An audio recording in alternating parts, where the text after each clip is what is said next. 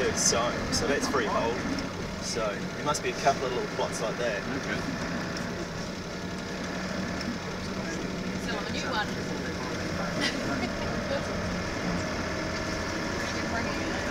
So can anybody just take a pan down to a river and do a bit of panning? Yeah, you can. Like a bit of that goes on. Yeah, that's fine. This is like what's known as recreational gold fossicking areas. So you're allowed to do that, but the size of it, you're allowed to even take a sluice box down here.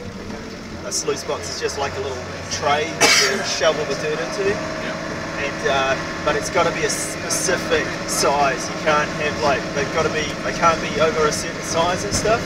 And you're not allowed to use mechanical means to get it. It's got to be all hand. Yeah, that's the recreational. If you've got a claim, like some guys have actually got claims on this river right now, and they're allowed to use the dredges and stuff like that if they want, you know. Yeah. But they've got claims, and you know, quite. You know, you can't cross over their claims or do anything, you know, like to. So how do you know if you're just wandering down the river, say, oh well, in this one, basically, you're allowed to pan any of the river, but you're only allowed to use those specific sizes, you know. That's how you sort of get around it. But so if they see is you a claim all around the river, or are there parts of the hills? I'm pretty sure there'll be guys that have got claims all along the river. I'd say some of them will be handed down for years and years. Pretty sure. I mean, there's a couple of guys that live in one of the huts down along the way, and they're professional gold prospectors. You know, that's all they do all year round. So they're earning a living off it. Probably quite a decent living, actually. Okay, that'd be pretty cool. Yeah, no, they're out there. They're actually, those guys are actually crossing over between here. It gets very, very cold here in winter. So they'll leave here in the winter time and they'll go somewhere like Australia or Alaska or Canada or something like that. So yeah, stuff like that. They're similar people, eh? So 10 minutes, give us space. Probably get PHL and get those choppers in here sooner rather than later. So we'll be back before then. Yeah. I don't think so. I think it will be. You've got 22 on board. Yeah, 22.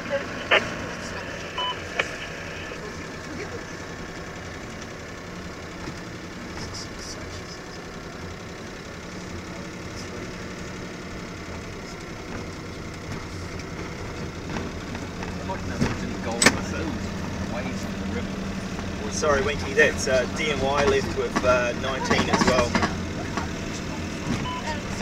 There we go, live there, Hills. 19, probably that. Yeah, there is gold out there, eh? I mean, a lot of boys still, most of the time you just find tiny little flakes, but some boys are finding nuggets, you know. Yeah. Well, for prospectors like those two guys who still be hanging around here, they must be out there. Yeah, they are. I mean, I know a guy that's got like 100 nuggets in a little jar, you know, so he's finding them. Each one's probably worth about 2,000 or 3,000. I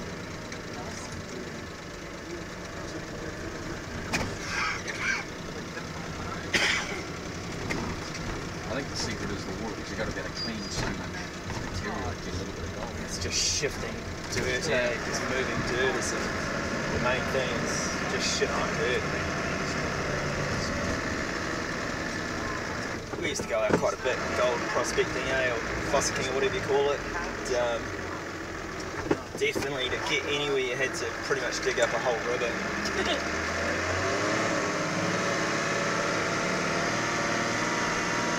I'm not joking, one time we were up at Queenstown and my friend wanted to get enough gold to make a ring for his girlfriend, for an engagement ring. And that doesn't sound like much, but actually when you boil it down, it's quite a lot of gold in an engagement ring, and he shifted so much dirt that it changed the course of the river slightly. Yeah, right. But this gold that you're getting out of here is too soft for an engagement ring. Oh, well, it is and it isn't. I mean, it's just a soft engagement ring, but it's pure gold. Yeah. You'll find that, yeah, the more you mix the gold to make it harder, the less brighter it is. Yeah. So proper alluvial gold it's unusually bright. It's a kind of brightness that you kind of get addicted to, actually. Once you've got a little bit of it in a jar, you just keep wanting more and more. It's what gold fever is really. It's a real thing, eh? Like, once you got it, you know you got it because you kind of keep thinking about it and you keep wanting to go out there and get more and more of it. And you really get obsessed with gold. It's a real thing. I can do the obsession thing as the work, but Yeah. Once you get a wee reward though, you put up. that's the same with franchises, it's the same with all the Yeah. It's like having a real nice cold beer.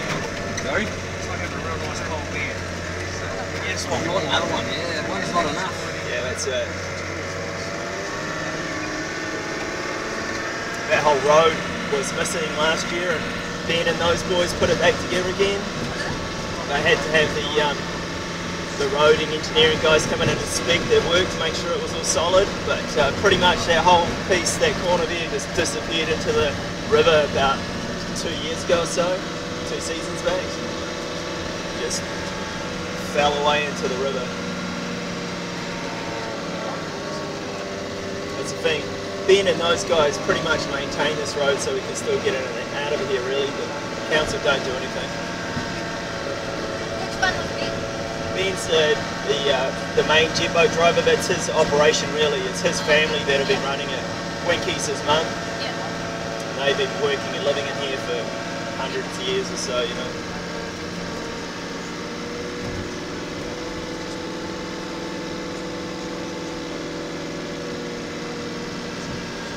Yeah, it's cool seeing, cool family. I like working for these guys because they're really a proper family. Yeah, you know, working in the mountains, living in the mountains.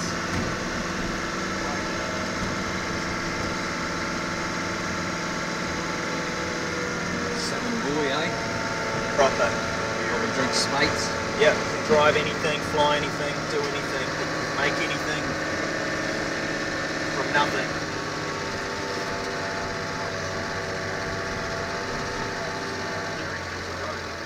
Actually, Ben can't fly anything. He, when he went to learn how to parapon, he had no lessons and he just jumped off a cliff, just with his wing. Not a good Not a idea. good landing.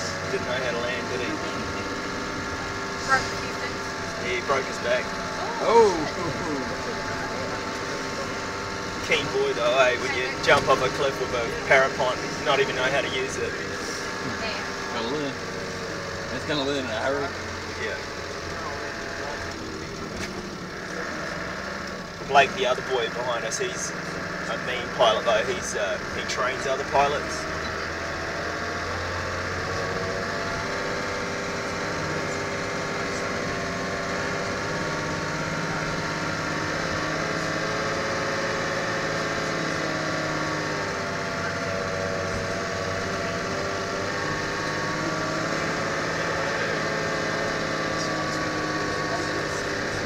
This is all the buses, isn't it?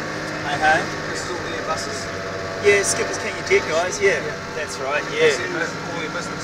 Yeah, it's a cool operation, man. I mean, I've worked in remote operations before, like similar one to this actually, but it was snowmobiling, and it was for another farm family that live out in the back of another remote valley called the Nevis, and the Nevis is helicopter access only in winter, four-wheel drive access in summer, similar to this, but same thing, family, big farm family, lived there for years and decided that, well, they're not using the farm over the winter, so, you know, maybe try and set up an operation, and they'd always use snowmobiles to get access to the stock over the winter, you know, and over the years, so they just set up an operation and ran it as like a tourism sort of activity as well.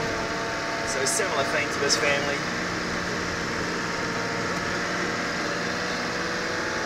Did you go looking for adventurous jobs? Yeah, I guess so. I mean, around here it's not hard to find actually. Kind of, once you're in the scene, you're pretty much, there's only a few kids that can drive in snow and ice, big equipment of snow and ice, so you're always kind of popular with a lot of the operations, you know, just for driving. But we're all guides as well, so they want us for all kinds of missions actually. And, generally, most of them are keen, most of the boys are keen to check out the scenery and the you know, all those remote places. They're explorers, you know. So that's where their job's going to take them. The boats access the shot over right down. Okay. They go right down the river. Yeah, you can go all the way down the river. Yep, that's right. Yep. So, So how far the shot over come up?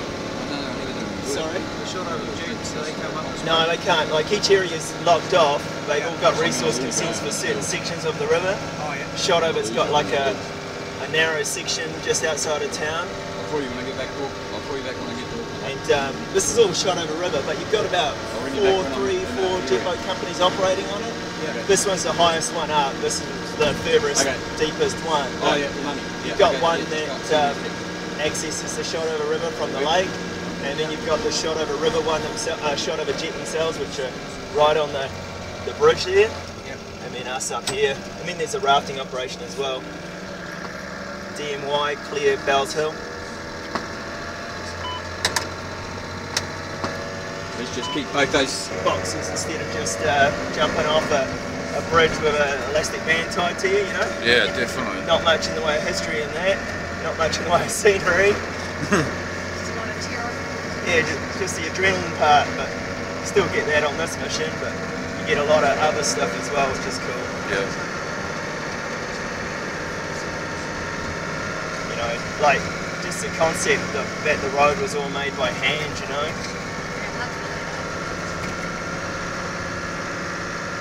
Sort of see those gaps here on the walls and where they packed it with dry stone, sort of packing like dry stone wall work. And that's, you know, like if there's a dip between the rocks or whatever, they'll pack it up with some dry stone walls and stuff, and you're actually driving on an old 100-year-old wall and stuff, you know. Yeah.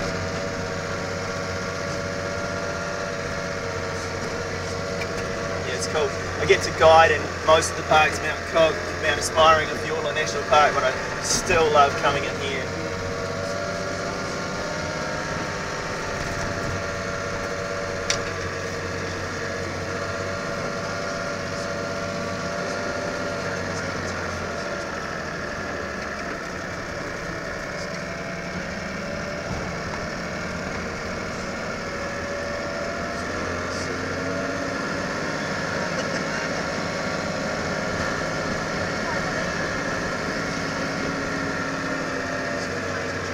So you from this area originally? Yeah. You're in Queenstown. Yeah, did my school in Wellington though. Schools weren't that flash down here when I went to school, and most of my mates went to boarding schools around the country. Yeah. Oh, and you went to Wellington? Yeah, I went to my folks actually took us all up to Wellington because they didn't want to send us to boarding schools, so my folks actually shifted up there. But my dad was one of the deer hunters of Fiordland National Park back when he got back from Vietnam and stuff. So yeah, my folks have always had a house here, but they for about 15 years we lived in Wellington or so. Same day. Yeah. Quite a few, like my brother and my cousins did too actually.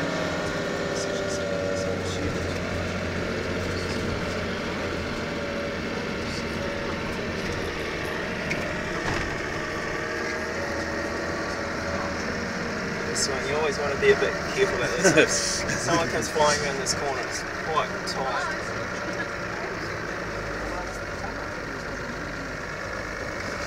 Yep, sweet. It's always a bit awkward when you see someone on that corner. Oh yeah, for sure.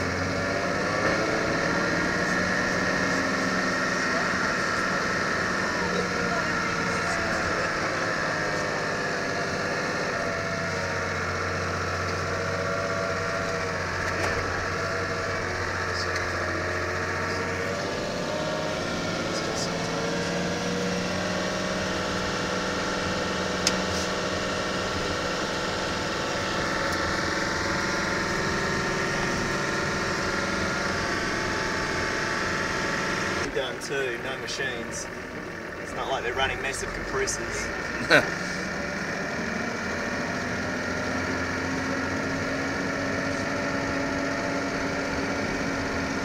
It's pretty horrible. Basically, someone's holding a rod or bar or whatever you call the drill bit. It doesn't look like anything like a drill bit that you've ever seen. It's more like a hexagonal blade giant Jimmy bar or something, you know.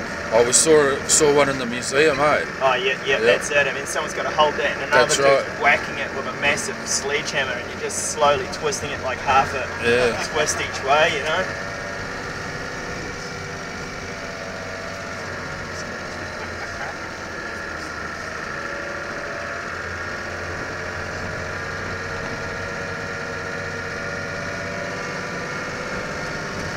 It's cool, like this one, and there's one behind behind Arrowtown as well, called Queenstown, another deserted or ghost town, I guess you could call it.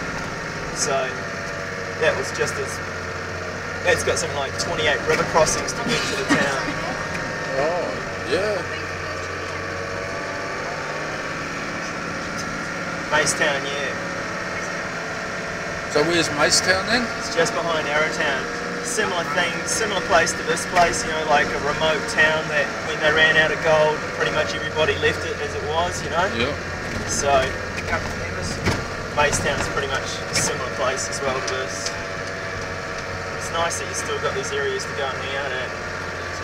These roads will take you into these remote places because they needed these roads to get the gold out. So, it's pretty awesome. Another one's at Nevis as well. Nevis is a pretty rugged backcountry sort of place that had like something like 7,000 or 8,000 people living in there too. There's nothing there to show for it. Yeah, right.